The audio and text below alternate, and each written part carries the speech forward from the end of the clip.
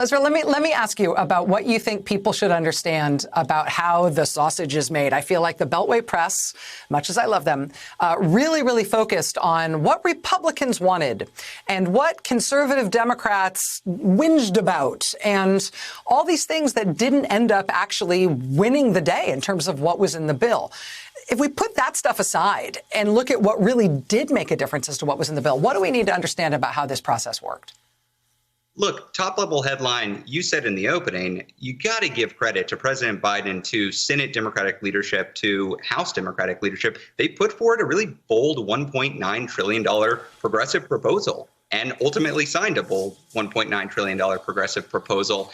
But below the headline, there's this really exciting thing happening that we talked about before, which is Representative Pramila Jayapal, who is chair of the Progressive Caucus, started transforming that caucus, especially in the last several months.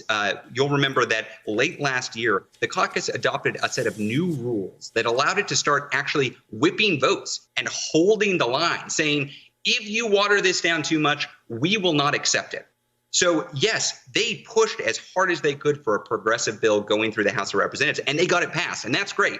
But progressive bills pass the House of Representatives all the time just to either die or be watered down in the Senate.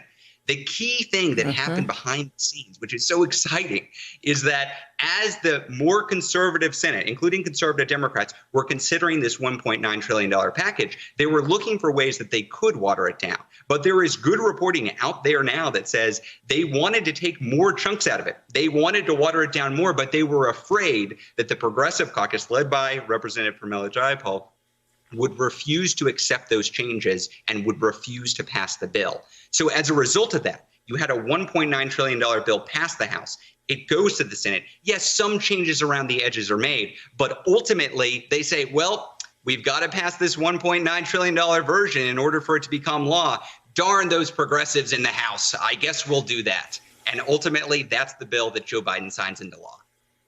Thank you. Thank you. Thank you. Thank you very much. Thank all of you out there. Thank you as always. Thanks to at home. Thanks for watching. Thank you so much for letting us into your homes during these extraordinary times.